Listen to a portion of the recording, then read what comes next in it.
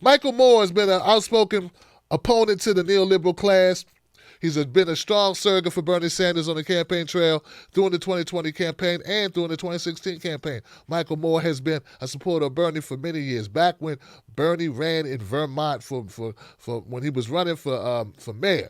That's how long they go back. I think Bernie, when he was first elected mayor of Burlington, Michael Moore came down and campaigned for him then. He was like, come on in. And at the time, it was just Michael Moore and Ben Cohen and Jerry and Ben and Jerry's, and that was it.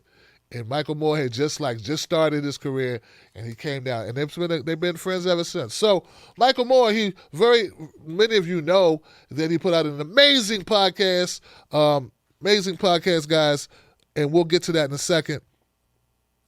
And one of his episodes, about a month ago, we covered it on this show, but so amazing. He debunked Elizabeth Warren to such an extent it was like, wow.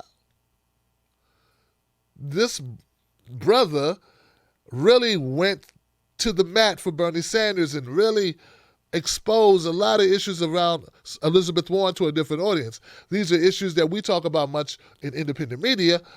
Well, in some independent media. When she looked like she had a shot, people were like really quiet. They didn't really want to talk about her. It's a thing called viewership people were worried about. It's the inside tricks of the trade. If they talk bad about her, if she wins, then they're screwed. So they have to hedge. And that's what happens. But anyway, Michael Moore didn't hedge. Michael Moore went in, and he told everything about Elizabeth Warren. So Michael Moore has a new segment out, a new episode of his podcast that this time looks at Joe Biden and Joe Biden's unelectability. We know they like to say Joe Biden's so electable. Well, Michael Moore doesn't think so, and he runs through a couple of the reasons why in this clip. Representative Jim Clyburn from South Carolina, 2 nights ago on Tuesday night, right after when the polls were closing, said that enough's enough. We need the DNC, he said, needs to step in and put a halt to the primaries, put a halt to the debates. No more debates. We don't need to anymore. And James Carville joined in with him. We need to bring this primary thing to an end. This primary. Bring the primaries to an end? You mean don't let the majority of the country, which hasn't voted yet, vote? We've had primaries or caucuses now in 24 states and 1 territory. There are 26 states and 3 more territories, plus Washington, D.C. to go. So we're not even at the halfway point. We haven't even counted the votes in California. There's a few million votes still to be counted in California. None of that has happened yet. But the old guard of the Democratic Party wants to let's call a wrap on this right now. Yeah. Look, Bernie Sanders said it yesterday when he made his announcement that he's continuing, that there's going to be a debate this Sunday night. Joe Biden is going to have to stand there on the stage for 2 hours and face Bernie. And that, I think, will hopefully show many people, maybe many of you who aren't convinced yet, that we're in deep trouble with Joe Biden as the candidate. If you really think that job one is to defeat Trump and get rid of Trump, why would so many people just jump in believing that after not having believed it before South Carolina? But all of a sudden with South Carolina and Super Tuesday, and then boom, that's it. After a third of the country has had its say, we've seen enough. We don't need the other 2/3 to weigh in. You don't need to see Biden in a real debate, not a debate with 24 people on the stage, a real debate, one-on-one, like it's going to have to be with Trump. You don't want to see that? You don't want to question, what exactly is Biden's problem? Why does he say the things? Where does his mind go when he's answering a question? What is that about? I'm not a doctor. I don't know. But when he's asked a question, as he was at one of the debates about the legacy of slavery, and he started talking about record players. I'm not going to go through all the things that we call gaffes on his part, but they're getting more and more bizarre and more common and more intense. And so, finally I had to start making some calls. I had to start talking to some people who I've known or I've met over the years. I don't necessarily know them personally that well. They're not close friends, but I figured they'd take my phone call. I figured they'd talk to me if I ran into them at some function or whatever. And so I want to tell you what I've learned in my private, not for attribution discussions with people that don't necessarily share my politics in the Democratic Party, but are good enough people that they were willing to confide their concerns and their fears to me. And I want to share some of that right now.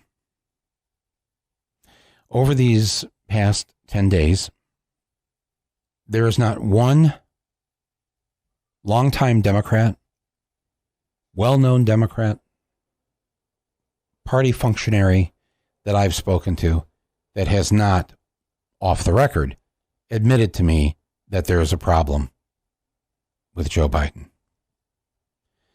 And when they say that, they are primarily speaking about something has happened or something is wrong. What they describe to me as cognitive decline.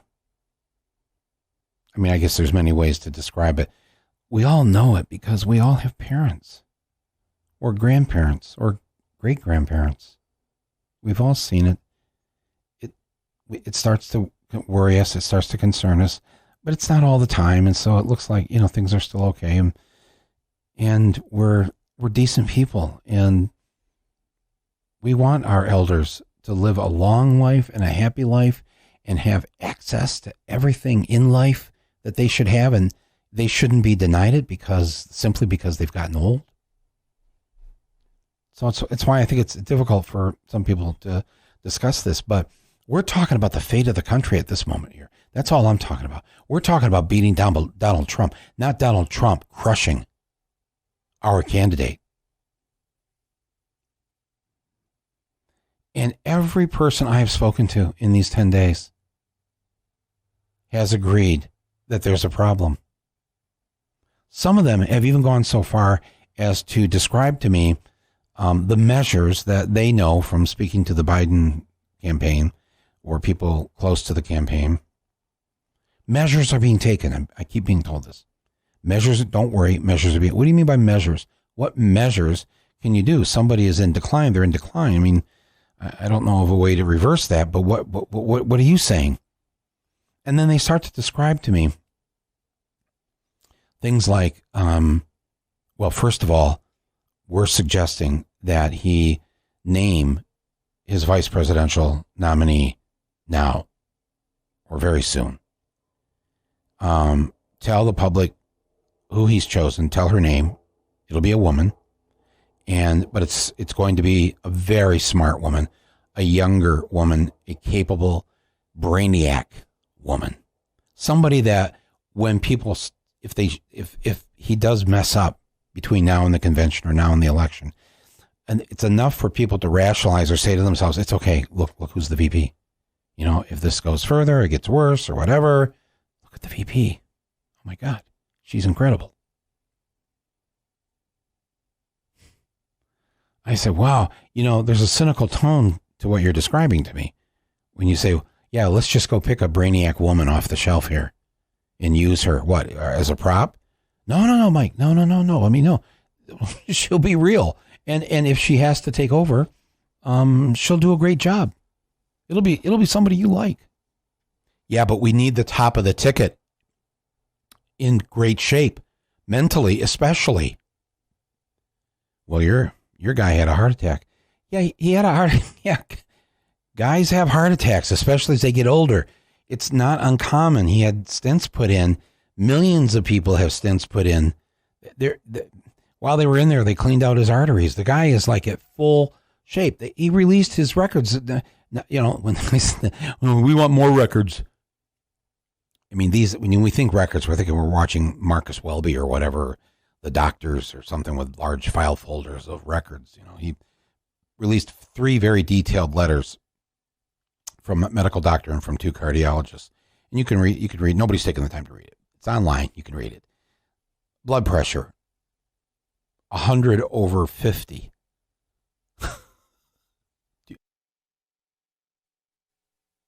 Incredible.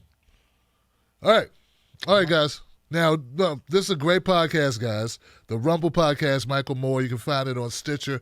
You can find it on iTunes, many other places. There's so much more he gets into. The thing I want to talk about, because there's a lot there, I want to talk about how arrogant the Democratic Party truly is. How arrogant the DNC is. But before we talk about that, let's talk about gaffes. Poor people don't have gaffes. Poor people screw up. Yeah, poor people screw up. We screw up, don't we? You don't get to on your job make gaffes. They don't even know what the gaffe is. If you don't know the answer to something and you start throwing out some BS that's offensive or stupid, people go, okay, we need to have a seat. Have a seat, dumb person who can't answer questions. And they put something in your file. Sometimes they just let you go. Because in the real world, there's no such thing as gaffes. See, politicians who people treat with, special gloves, they get to have this gaffe thing. So the very premise that Joe Biden is allowed to be wrong and wrong and wrong again and make all these mistakes, the fact that he's allowed to do that is still considered viable, even more electable than people who don't do that, is a hypocrisy in its own. It's some major league BS, guys. What is a gaffe? Joe forgetting where he is? That's not a gaffe. A gaffe is saying tomato when you should have said tomato, or saying Indian instead of saying Native American. But a gaffe is not forgetting your sentences. That's called cognitive decline. And actually, look, I don't even have to diagnose it. All I can tell you is it ain't right. It don't look right. It don't sound right. And if your goal is to be Donald Trump,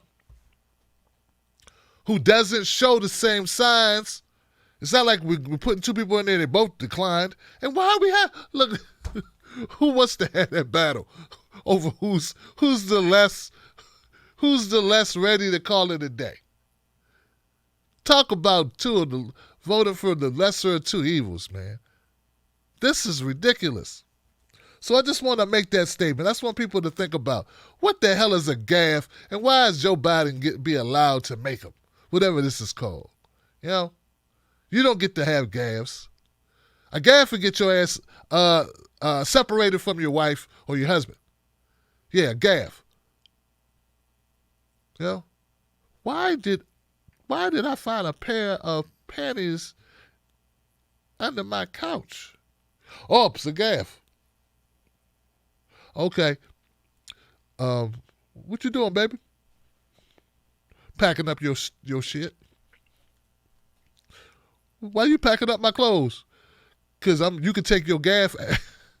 You need to get up out of here if I kill you in here. I'll make a gaffe and hit you in here with this frying pan. A gaffe. Son, where's the homework? And why does the school say you ain't been to school all week? You left out of here on time, but you ain't been going to school. Well, Dad, I made a gaffe. Oh, okay. It's just a gaffe. Okay. Dad, you taking off your belt? Mm-hmm. Dad, you do realize I'm 17 years old, right? I'm about to make a gaffe too. Get your ass out of my house. All right. Now to the fun part. Let's talk about the DNC, the part they don't want me to do, the part that gets me blackballed in the industry. How hypocritical is it for the DNC to think They know Joe's got problems. They have eyes. Their eyes see. Their ears hear. They hear, they see, they know, they don't care. Because they want a puppet anyway. Look at the puppet. He do what we wanted to do. Look at him. Bend over, puppet. Look at him bend over. Talk about being a puppet for corporate power. That's why they're fine with him. They're like, hey, he ain't got to be all the way there. Less friction when we tell him to do whatever we want him to do. And they're so arrogant that they believe, hey, we'll fix it later. You know, we just want to win now, and we'll fix it later with no regard at all to just lose it. Like, it's not like they've been batting 1,000. They just lost in 2016. In their way, and it's in their minds, that could never happen again. They could run whoever they want, and they're going to win. That doesn't matter. That's why I still believe that they're not really that concerned in winning, guys. They're more concerned with making sure certain people, Bernie Sanders, doesn't become their nominee, because Bernie Sanders could actually win, and Bernie Sanders would up in the system. Why else would you entertain the idea that you would have somebody in there that you know who's cognitively challenged be your standard bearer for your party? I'm not saying it's Joe's fault. I'm not saying that at all. But I'm saying the DNC leadership has decided they don't care if he's impaired. And they're making that decision for you as they gaslight anyone who brings it up and blame progressives for talking about it, because corporate media kind of won't talk. They were talking about it for a while. First time I heard it really talked about, it wasn't even independent media. It was corporate media. It was back when they decided Joe wasn't going to be the guy. So Joe Scarborough and others, and Cory Booker and Julian Assange, they were willing to talk about it in public sight, plain view. But then once they changed their mind, they couldn't get anybody else to beat Bernie. They went back to Biden, and now all of that never happened. Yeah, all of a sudden now, the people who brought it up was us. It's sort of like when Hillary and her team floated the idea that Barack Obama wasn't an American citizen, wasn't a U.S. citizen. They started that. And then later, when they needed to make Obama the guy, they said Trump did it. Trump created it. It's the same playbook. It's the same devious. Oh, but that wasn't us. That was progressives. Oh, that wasn't us. That was Trump. No, that was you. Both things were you. But isn't it special that they are so hard on identity politics that they think they could just pick any woman? You're going to really like her. She's really smart. They already have in their mind that they can think they can win the presidency and just have somebody just like, so basically they're going to install who they want. That's what they think. They could just install a woman and America would just go along with it. We'll just be fine because, you stupid votes don't matter.